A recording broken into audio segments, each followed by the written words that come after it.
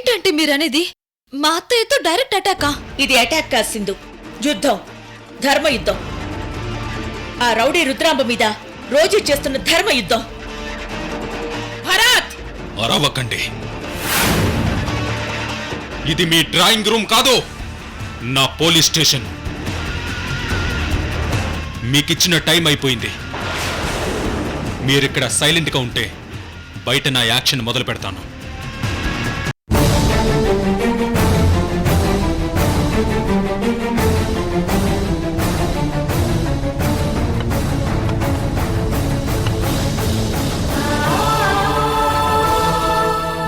నా బిడ్డని నా కళ్ళ ముందే చంపావు, నీ ఆడబిడ్డల్ని నీ కళ్ళ ముందే చంపుతాను. ఆంటీ, రా భరత్, కూర్చో. నీకోసం ఎదురు చూస్తున్నాను. మన ప్లాన్ వర్కౌట్ అయిందా భరత్? మీరు ప్లాన్ వేయడం వర్కౌట్ అవ్వకపోవడం కూడానా? ఇవిగోండి రుద్రాంబ గారి ఆస్తుల లిస్ట్.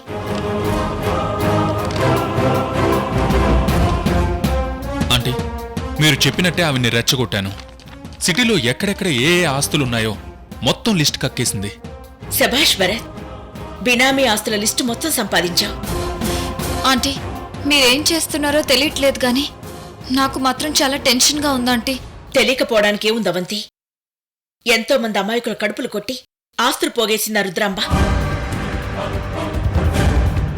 ఆ ఆస్తులు మొత్తం బయటకు లాగాలి. ఆమె అరాచకాలకి బలైన కుటుంబాలకి పంచాలి.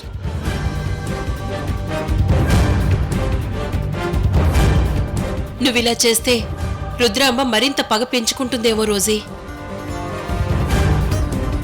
తన ఆస్తుల గొడవలు, అరాచకాల సంగతులు వదిలేస్తే మంచిదేమో. సుమిత్ర, మిగిలిన అన్ని విషయాలు పట్టించుకోకుండా వదిలేయచ్చు.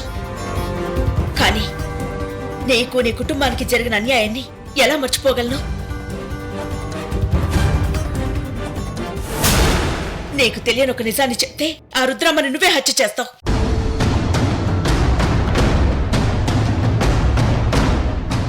ఏంటి రోజీ నువ్వు మాట్లాడేది? మాకు తెలియని నిజం ఏంటంటే అది? నీ భర్తని దారుణంగా హత్య చేయించింది ఆ రుద్రాంబే.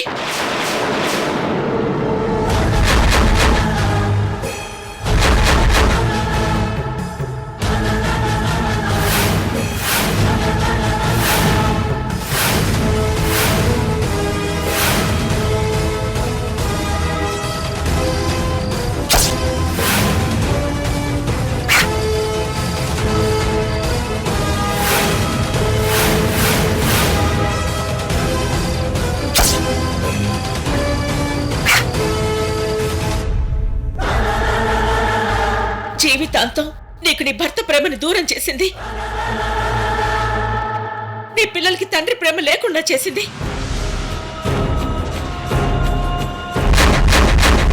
వదిలేయమంటావా రుద్రమ్మని? చెప్పు. మీలాంటి కుటుంబాలు ఈ వరంగల్లో ఇంకెన్నో ఉన్నాయి. ఏ దిక్కు లేని వాళ్ళ బాధ, ఆక్రోశం ఎలా ఉంటుందో ఆ రుద్రమ్మకు కూడా తెలియాలి. ఆ నొప్పి ఎలా ఉంటుందో తను అనుభవించాలి.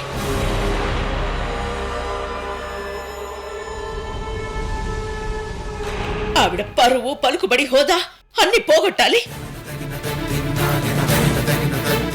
తనని నేల మీదకి తీసుకురావాలి. నువ్వు చెప్పింది కరెక్టే రోజీ. నాకైతే నా భర్తను చంపిన ఆ రుద్రాంబని పీక పిసికి నా చేతులతోనే చంపేయాలన్నంత కసిగా ఉంది.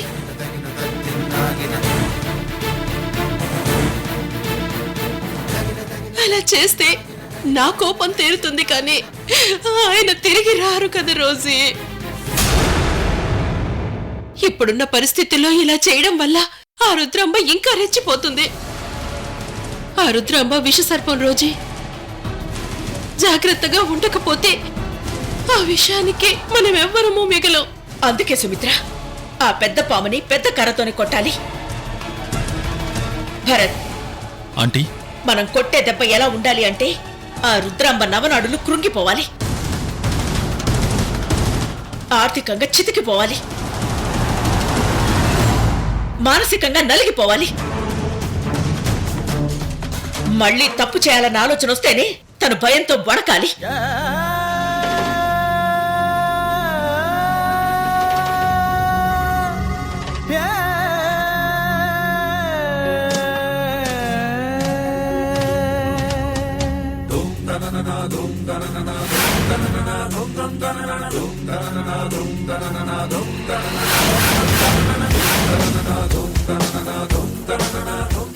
సరే ఆంటీ. సరే వెళ్ళు.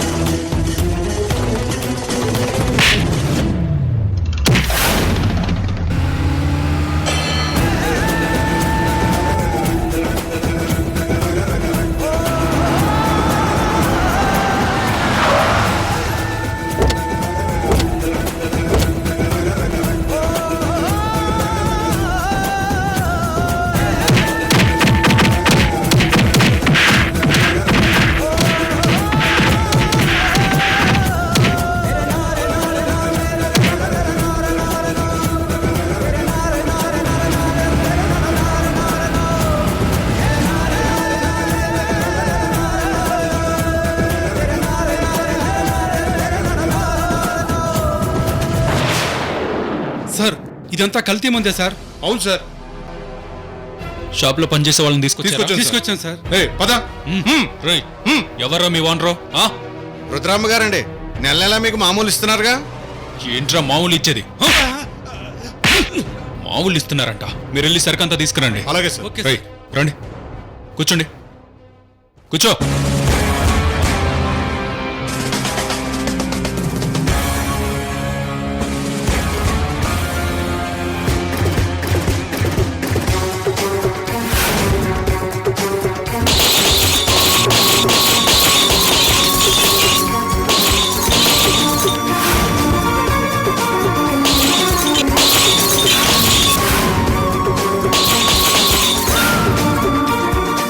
సార్, సరుకంతా పగలగొట్టేశాను సార్. ఓకే, అండర్ గ్రౌండ్ లో ఉన్న షాప్స్ కూడా అటాక్ చేయాలి. పదండి. ఓకే అలాగే సార్. వీళ్ళని జీప్ ఎక్కించండి. లోనే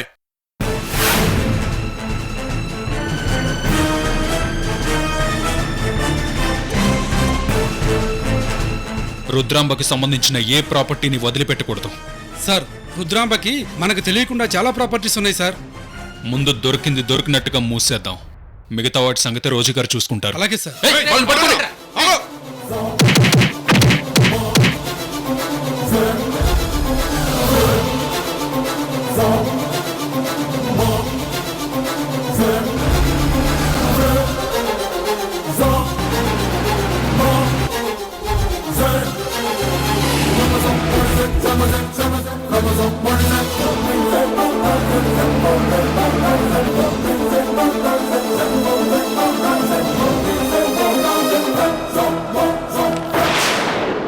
ఝాన్సీ, ఝాన్సీ,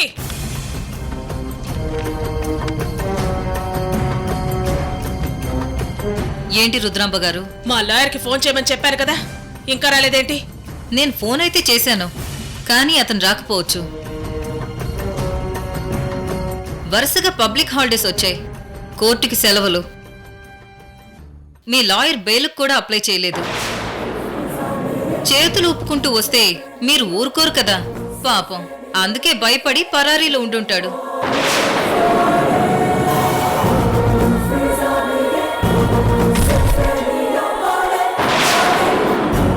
రేయ్,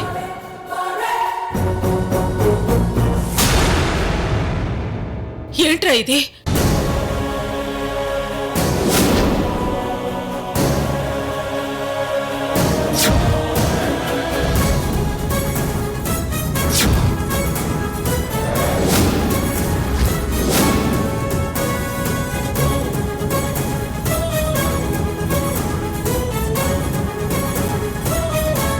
భరత్, నా మనుషుల్నే అరెస్ట్ చేస్తావా? ఊరుకోదమ్మా, నిన్నే లోపలేశారు. మమ్మల్ని వేయడం లెక్క.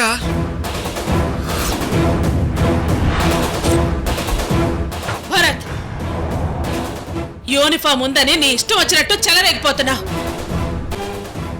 నీ అంతు చూడకపోతే నా పేరు రుద్రాంబే కాదు. బాబుకు కోపం తెప్పించక తోటమ్మా. సవాల్ చేసినందుకే మా వాల్స్ అన్ని పగలగొట్టాడు.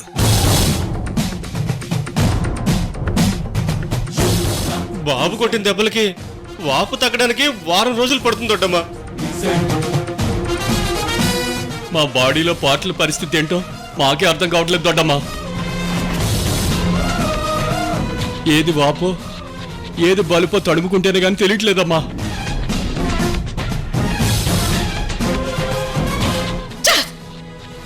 నోరు మూసుకోండ్రో చవట వెదవల్లారా. ఇంతమంది కలిసి ఒక్కడిని ఏం చేయలేకపోయారు. భరత్, నలుగురిని కొట్టి పెద్ద హీరోల ఫీల్ అయిపోకు. ఈ సిటీలో నా మనుషులు వీధికి వీధికి నలుగురుంటారు. నన్ను బయటికి రాని నీకు నలుగు బాగా పెట్టిస్తాను. అయ్యో రుద్రాంబ గారు, మేం కొట్టింది నలుగురిని కాదండి, 40 మందిని. అంతో ఇంతో తట్టుకుని నిలబడ్డారని ఈ నలుగురిని స్టేషన్కి తీసుకొచ్చాను. మిగిలిన వాళ్ళు స్పృహలో లేరు. హాస్పిటల్కు షిఫ్ట్ చేశాం. మీకింకొక విచారకరమైన వార్త చెప్తున్నందుకు బాధగా ఉంది. సిటీలో మీ ఇమేజ్కి చాలా డ్యామేజ్ జరిగింది. దానికి కారణం మేమే. మీరు ఆఫీషియల్గా నడిపిస్తున్న వైన్ షాపుల్లో అమ్ముతున్న కల్తీ మద్యాన్ని సీజ్ చేశాం.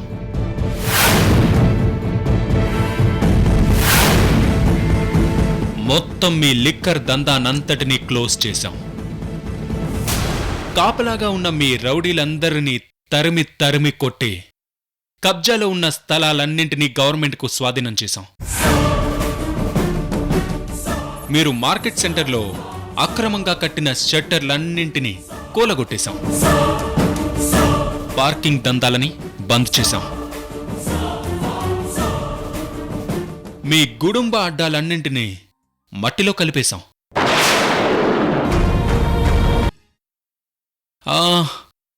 రుద్రాంబ గారు, మీ గ్రాస్ కలెక్షన్ ఇక 25 కోట్లు కాదు కదా, 25 పైసలు కూడా రావు. మిస్టర్ భరత్, నిప్పుతో చెలగాటమాడుతున్నా. వరుసకి కొడుకు అవుతావు కదా అని ఊరుకుంటుంటే రెచ్చిపోతున్నావు. అయ్యో, అప్పుడే ఏమైపోయింది రుద్రాంబ గారు? మీరు చేసిన అన్యాయాలకి అరాచకాలకి చాలా మంది జీవితాలు నాశనమయ్యాయి. వాళ్ళందరి జీవితాలని మీ చేతే సెటిల్ చేయిస్తాం. వరంగల్లో మీ గేమ్ ఎండ్ అయింది. ఇక మీ లైఫ్ జైల్లోనే ఎండ్ అయిపోతుంది. భరత్, కలలు కనకు. నువ్వు రోజీ కలిసి ఎంత ట్రై చేసినా ఈ రుద్రాంబ పవర్ని ఎవరు నాశనం చేయలేరు. ఈ రుద్రాంబ ఒక ఎడారి వృక్షం. మొదలంటూ నరికేసినా భూమిలో వేళ్లు బతికే ఉంటాయి. మళ్ళీ మళ్ళీ చిగురుస్తూనే ఉంటుంది. అరచేతిలో అట్టుపెట్టి సూర్యోదయాన్ని ఆపలేవు. పిచ్చి కాకపోతే 100 కోట్ల మంది అడ్డుపడినా ఈ దేశంలో అవినీతిని ఆపలేరు. మీరు ఎన్ని కేసులు పెట్టినా, ఎంతమంది లాయర్లతో మాట్లాడినా నేను బయటికి వచ్చే తీరుతాను. మీ అందరి అంతు చూస్తాను. Good, very good. ఆశ ఉండడం మంచిదే రుద్రాంబ గారు. మనల్ని బతికించేదే అది. అలాగే ఆశపడుతూ జీవితాంతం జైల్లో బతికేయండి.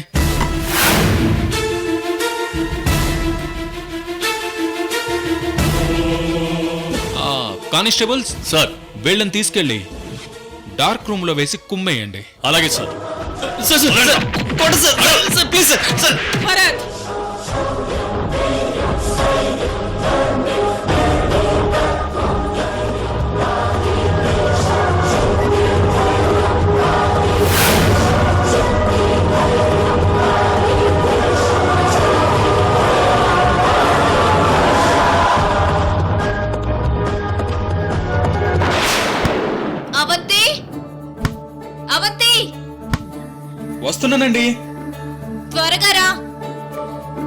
మొగుడంటే లెక్కలేదు నీకు.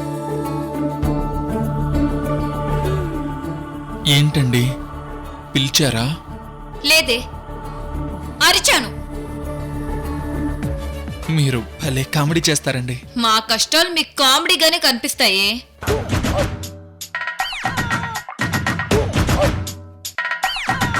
ఏంటే బొడ్డు కిందకి చీర కట్టావు? అయ్యో రామా, అదేం లేదండి, పైకే కట్టుకున్నాను. తిరుగు తిరుగు. నడుము కనిపించేలా జాకెట్ వేసుకున్నావేంటే? అయ్యో అదేం లేదండి. అది అలా పద్ధతిగా ఉంటే మంచిది.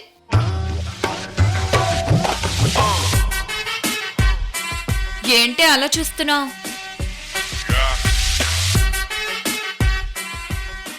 మొగుడనేవాడు నానా చాకిరీ చేసి ఇంటికొచ్చాడు. మొగుడికి కాసిన్ని కాఫీ చుక్కలు మొహాన కొడదామని ఉండదా?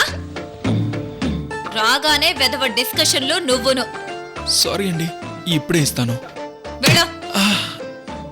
పై ఆఫీసర్లు బాగా ఆంక్షలు వేసినట్టున్నారు. ఆ కోపాన్ని ఇక్కడ చూపిస్తున్నారు. మళ్ళీ జన్మంటూ ఉంటే పోలీసు వాళ్ళని మాత్రం పెళ్లి చేసుకోకూడదు. ఏ ఆగో, ఎట్రా? ఏంటే పోలీసుల్ని పెళ్లి చేసుకోకూడదా? అయ్యో రామా, లోపలనుకునేవి మీకెలా తెలిసినాయండి? పోలీసోణ్ణి ఆవలిస్తే హిస్టరీ మొత్తం చెప్పేస్తాను. ఇలా ఎంతమందికి చెప్పారో ఏంటో. ఏంటి? అయ్యో ఏం లేదండి. వెళ్ళ, కాఫీ తీసుకురా. వెళ్ళ.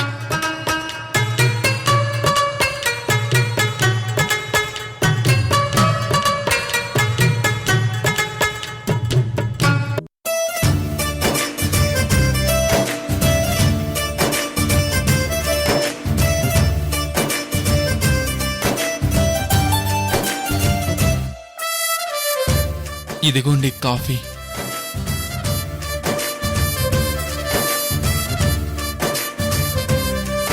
అసలేంటి నీ ఉద్దేశం? అయ్యో రామా, ఇప్పుడు నేనే ఉన్నానండి.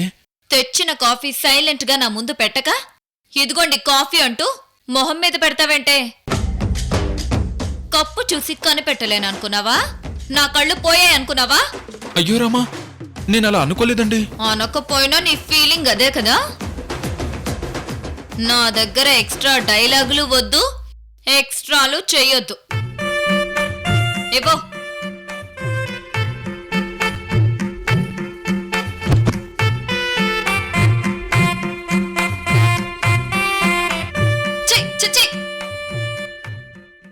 దీన్నెవరైనా కాఫీ అంటారా? అయ్యో రామా, ఏమైందండి? పాలల్లో కాఫీ పొడి కలిపావా? కాఫీ పొడిలో పాలు కలిపావా? కాఫీ పొడి ఎక్కువైనట్టుంది. సారీ అండి. ఎందుకు కదే మగాళ్ళు బయట సెకండ్ సెటప్లు పెట్టుకునేది? అయ్యో ఏంటండి మీ పాడు మాటలు? ఒక పూట ఇంట్లో కాఫీ చేతిగా ఉన్నంత మాత్రాన బయట కాఫీలకు అలవాటు పడతారా?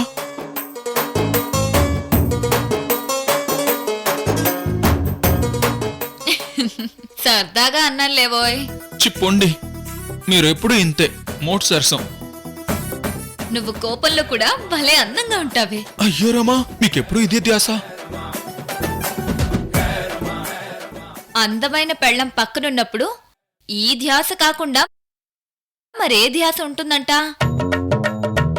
అబ్బా వదలండి, ఎవరైనా చూస్తారు. చూడు నీవే, వాళ్ళ పాపన వాళ్లే పోతారు. పాడు, మీకు అసలు సిగ్గే లేదు. సిగ్గుపడితే పనులు ఎలా జరుగుతాయే?